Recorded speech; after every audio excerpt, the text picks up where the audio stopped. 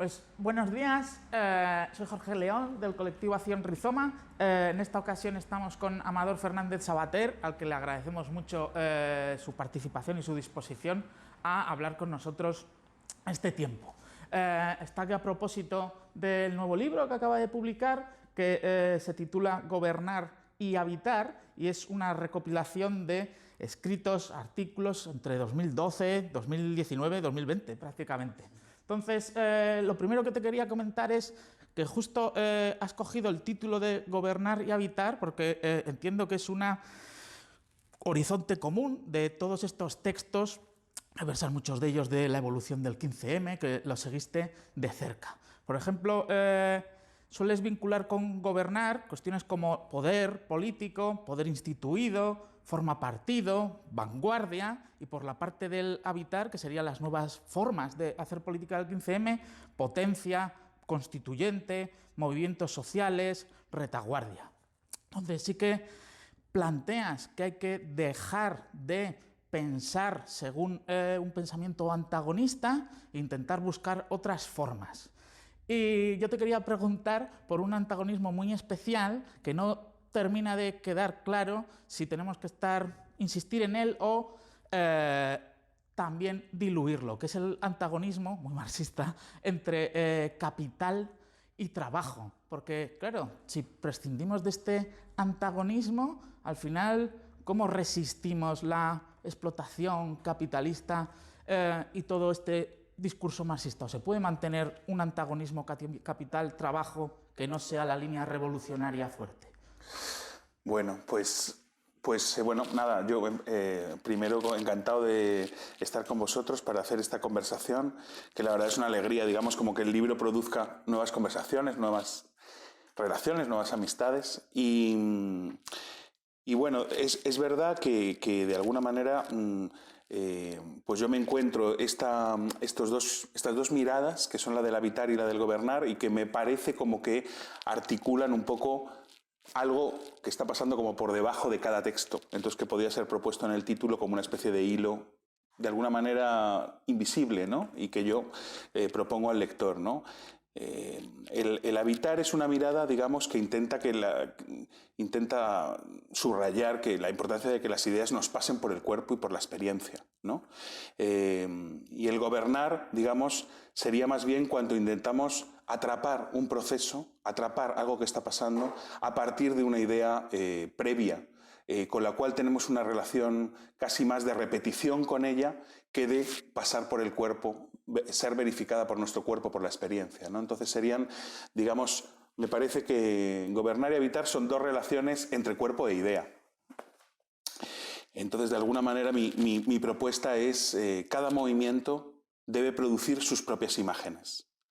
Si los movimientos no pasan las ideas, no pasan las imágenes a través de lo que está pasando, la experiencia colectiva, y agarran las ideas de otro sitio, de lo que debe ser hecho, las ideas del gobernar, por tanto, pues seguramente su fuerza quede, digamos, neutralizada al ser, digamos, pensada con categorías exteriores, previas, separadas, ¿no? Entonces esta sería un poquito así rápida por explicar la relación entre el habitar y el gobernar, ¿no? Y yo no diría tanto que hay que renunciar al antagonismo, sino repensar la conflictividad. ¿Cómo podemos reimaginar la conflictividad para que esa conflictividad sea una conflictividad distinta, autónoma? De alguna manera que no nos venga simplemente que la heredemos, sino que podamos heredarla en todo caso, pero también actualizarla, es decir, que tenga que ver con lo que está pasando en la situación, ¿no? Entonces, eso, ¿no? No creo que sería. Creo que en el libro se trata de pensar otra conflictividad u otro antagonismo, ¿no? Quizá desplazado del clásico. Con respecto a capital y trabajo, bueno, es un preguntón, ¿no? La verdad. Menos mal que he desayunado. Pero bueno, yo diría que esa contradicción, bueno, quizá se trate de recogerla y quizá se trate de actualizarla desde, digamos, desde nuestras vidas, desde nuestras experiencias. ¿Qué es hoy el capital también, no? Me pregunto. Me parece que bueno, muchos autores contemporáneos están trabajando la idea de que de alguna manera el capital pone también en cada uno de nuestros cuerpos, en cada una de nuestras subjetividades, una marca. Entonces, que la lucha, digamos, anticapitalista también pasa por algo que tiene que ver la propia subjetividad, ¿no? Y deshacerse del capital no es tan simple como quitarse de encima una fuerza externa de la que simplemente somos víctimas, sino que también, digamos, hay una reproducción del capital en nuestras propias actividades cotidianas, decisiones, maneras de pensar, etcétera, ¿no? Es un poco lo que se está pensando en torno a esta idea de que el neoliberalismo no solamente, que también es unas determinadas políticas de austeridad, no solamente que también es determinado partido político, determinadas ideologías, sino que también es una idea de la vida que nosotros mismos desarrollamos, ¿no? Y qué es hoy trabajar. Me parece también que es una cuestión que debe ser repensada también, ¿no? ¿Qué es hoy trabajar? ¿Qué es hoy producir? ¿Qué es la explotación? ¿Qué es lo que se explota hoy? Entonces, no son cuestiones que estén en el libro, pero sí que me parece que deben ser no simplemente heredadas, sino repensadas, ¿no? ¿Dónde está hoy la explotación? ¿Qué se explota?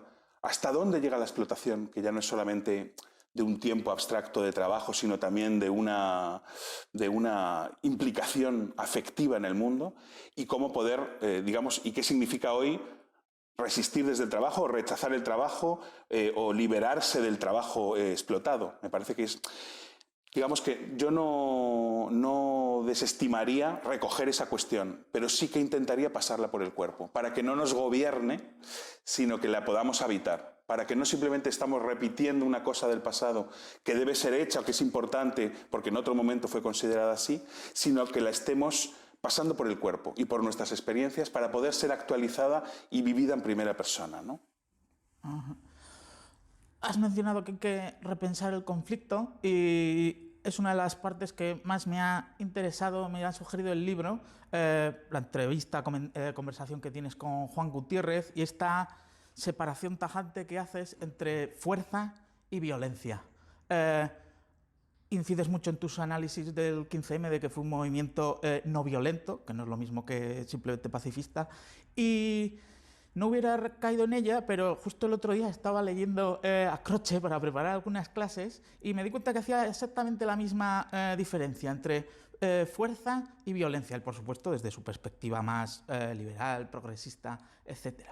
Y empecé a pensar un poco y me he dado cuenta que desde los años 70, 80, que fueron años muy duros, ha habido un gran cambio respecto a la posición de los movimientos o de las teorías políticas respecto a la violencia, y a veces parece que desde una perspectiva más tradicional los profesores, intelectuales, etcétera, hemos perdido la voluntad de disputarle al Estado el monopolio de la violencia legítima. Entonces, tú consideras además en el texto que hay que evitar, lo hablabas con Juan Gutiérrez, hay que evitar ver al otro inmediatamente como un enemigo y ver un poco también su lado humano, que a veces hablas de humanizar. Yo quería lanzarte aquí una pregunta afilada que puso sobre la cuestión Slavoj Žižek, que no es que me guste demasiado, pero a veces acierta de todo lo que dice.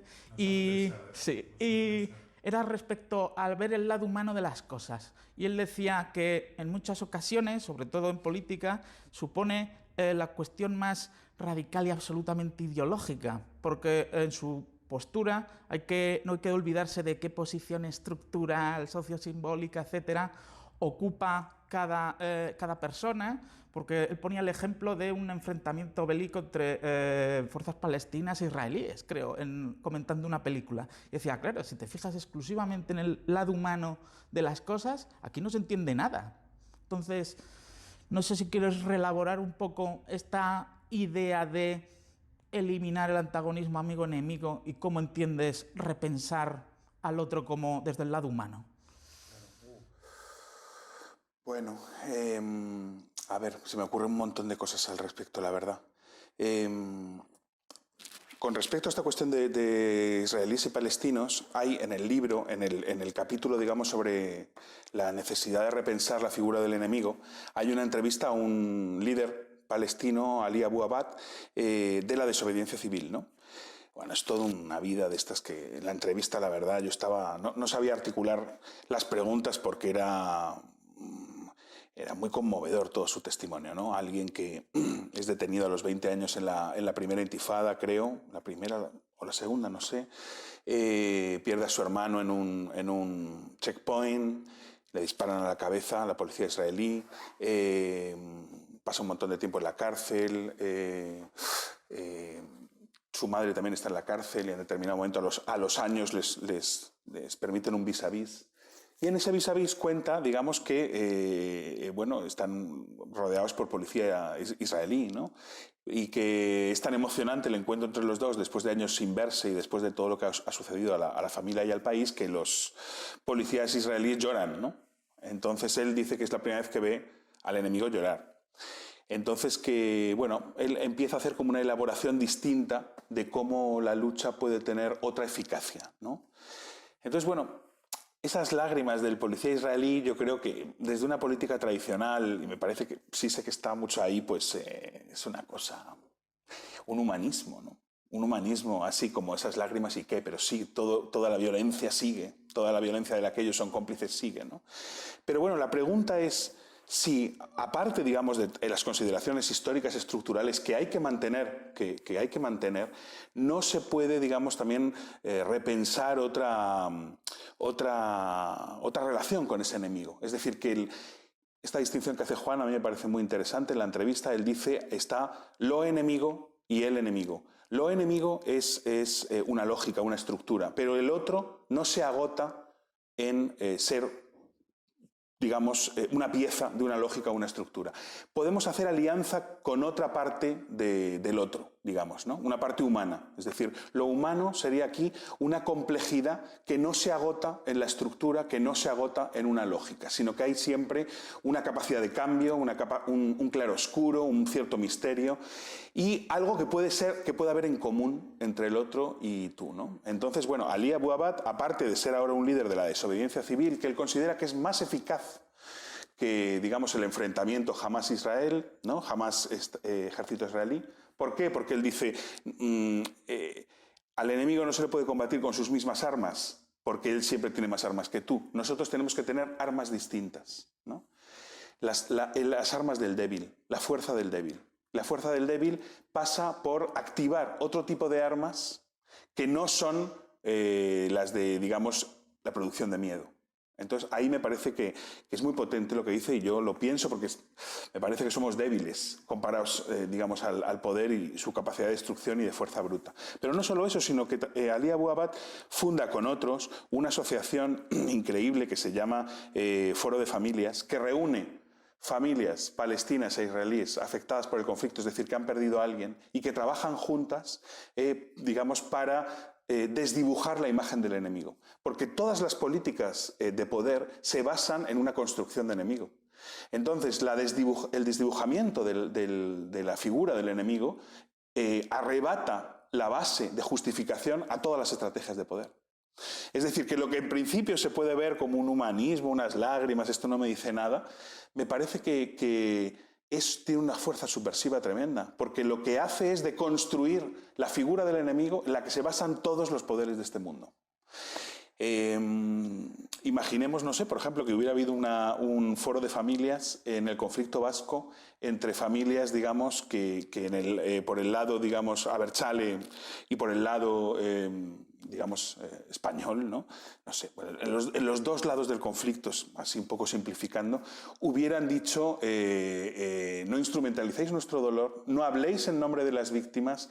Es posible escuchar al otro, que no quiere decir justificar el relato del otro o adherirse al relato del otro, pero es posible escuchar al otro. El otro tiene una dignidad, digamos, que no se reduce a la figura del enemigo, a aniquilar, a no escuchar, y además hacer peticiones al Estado, ¿no? La propia suerte del conflicto vasco hubiera sido radicalmente diferente. Hubiera sido radicalmente diferente porque ha sido un conflicto por los dos lados basado en una construcción de un enemigo con el que no se puede hablar porque es el demonio, el españolismo más atroz o el terrorismo más delirante, ¿no? Entonces, me parece que esto está muy fuerte en el libro, atender este tipo de cosas. Cuidado que esas lágrimas pueden parecer ridículas desde una óptica política tradicional y nos pueden estar proponiendo una redefinición completa de lo que es el conflicto, de lo que es luchar, de lo que es la eficacia, de lo que es el otro y de lo que es la transformación social, ¿no? Una de las cosas buenas que tiene el libro es que podemos tener una perspectiva de 10 años de distintos análisis que fuiste siguiendo desde el principio, desde 2012, creo que es el primer artículo que hay publicado que está en el libro, sobre el desarrollo del 15M. Entonces, cuando te leía antes del libro, pues como era en muchos tiempos distintos, pues a veces no ves ciertas cosas. Y ahora que he aprovechado para poder leerlo otra vez, algunos no los había leído, otros sí, todos de seguido, sí que me despertó un tic, ¿no? Y era que cada vez que hablabas del 15M solías hablar o de las plazas en general o centrarte, supongo que en la experiencia más cercana que habías tenido, que es Madrid. Cuando hablas de alguna ciudad concreta del 15M, creo que es Barcelona, y hablas precisamente para decir cómo Madrid les apoyó cuando les desalojaron de la Plaza de Cataluña. Entonces, dado que una de las cuestiones básicas del habitar y que tú has identificado en el 15M, pues siempre es la articulación de diferencias, no buscar lo homogéneo, no buscar una centralización, a mí me gustaría preguntarte cómo podemos abrir esa articulación de diferencias, porque a veces en la periferia de la península tenemos la impresión, o al menos yo sí que la tengo a veces, no en tu caso concreto, pero que hay una especie de escuela de filosofía política un poco centrada en Madrid, que ahora está diciendo no podéis venir a hablar con identidades nacionales fuertes, tenemos que pensar de otra manera, y a veces se focaliza excesivamente con el 15M como un movimiento de Madrid, y ha dado bastantes problemas luego a la hora de intentar llevar pasos más allá en otras ciudades. Entonces, esto que tú denominas un poco política del encuentro, ¿cómo podemos hacer una política del encuentro con identidades nacionales fuertes que no quieren perder esa identidad que les da sentido político? O sea, estoy seguro de que no me quito de encima la mirada madricéntrica, estoy seguro de ello. Que, digamos, el habitar puede tener el problema de que el partir de sí no te lleve a ver al otro, que el partir de sí se quede en sí mismo. Entonces me parece que es un habitar limitado ese, ¿no? Porque, digamos, que aunque uno me parece que tenga que partir de lo más próximo, de la propia experiencia, de lo que uno está viviendo, me parece que eso le tiene que servir para el encuentro con otros, ¿no? Y para que el encuentro con otros no sea abstracto, por eso tiene que también pasar por uno mismo, ¿no? A mí me gusta mucho la reflexión que hace Santi Albarrico sobre la imaginación, ¿no? Que él dice que en realidad la imaginación es el tacto ampliado y que son siempre conexiones concretas las que hacemos cuando imaginamos, ¿no? Entonces que el encuentro parte de lo más próximo. Por ejemplo, tú, a través de tu hijo, igual eres capaz de sentir lo que puede ser un bombardeo en un lugar lejano en el que ves que hay niños, digamos, que han sido víctimas, ¿no? A partir de lo más cercano de tu niño, entiendes, sientes, porque entender y sentir para mí va junto, lo que le está pasando a otro, ¿no? Pero siempre es a través de lo concreto. Entonces me parece que habría que hacer una crítica del habitar limitado, el madricéntrico, que se queda en un sí y que ve al otro como alguien que debe encajar en tu modelo, al que tú le bajas una línea, que debe hacer lo que el centro, en este caso Madrid, dice que hay que hacer. O sea que me parece muy bien que haya tensión, y que con lo que se intente imponer como centro, en este caso mi visión, sea sacudida. Porque el común no se puede producir eliminando las singularidades, eliminando las diferencias, eliminando la pluralidad. Entonces estamos en un monoteísmo.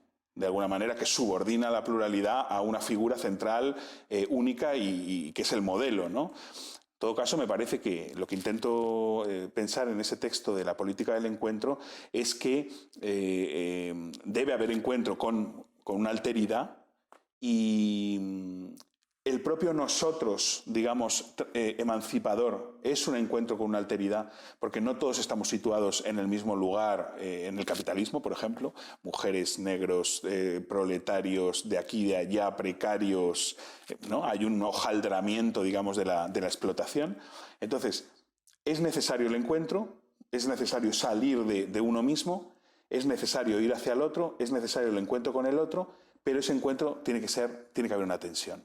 Me parece que si no hay tensión en el encuentro es un falso encuentro. Porque un encuentro en el que todo encaja demasiado bien, demasiado fácil, no sé, puede un poco ser sospechoso. Es decir, que un punto de desconfianza con respecto al encuentro así inmediato podemos tener. Porque me parece que en el encuentro los diferentes, si realmente aportan su propia experiencia, su propio cuerpo, su propia biografía, tanto individual como colectiva, pues hasta que eso se encaja es un proceso. Entonces, pensar que el nosotros hoy, nosotros, nosotras, nosotres, porque ya, digamos, todo se va ampliando, pero bueno, en el libro se intenta pensar esta cuestión de la cuestión clásica del sujeto. ¿Quiénes somos nosotros los que intentamos cambiar las cosas? ¿Quiénes somos nosotros los que hemos salido a las plazas de muchos lugares del planeta, ¿no? Pues el nosotros ya no puede pensarse como una identidad monolítica, ya no puede pensarse tampoco como una identidad sociológica o ideológica, como previa a la gente que comparece, ¿no? Debe crearse a partir de la gente que comparece, ¿no? que está ahí junta, no la precede, me parece. Y ese encuentro que crea un nosotros o un común se da en la diferencia y se da en la tensión. Entonces, ¿cómo habitar entre nosotros el conflicto? Me parece que es fundamental. ¿Cómo nos podemos criticar y darnos la puntilla esa que tú decías sin que deje de haber una cierta amistad o una posibilidad de común? Porque el común sin tensión ni crítica, yo desconfío. Solo la tensión y la crítica me parece que es el desgarro de ese nosotros en muchas identidades que no salen de sí mismas ni se encuentran con el otro. Entonces, ¿cómo producir un nosotros a base de un encuentro entre, digamos, piezas que no encajan? O que en todo caso pueden encajar en un proceso a través de la crítica, a través del roce, a través de la tensión. Pues, menuda tarea que nos queda. Muchísimas gracias. A ti, Jorge, por las preguntas, por la lectura, y siempre da que pensar cosas nuevas de lo que uno ha hecho, o sea que te agradezco un montón.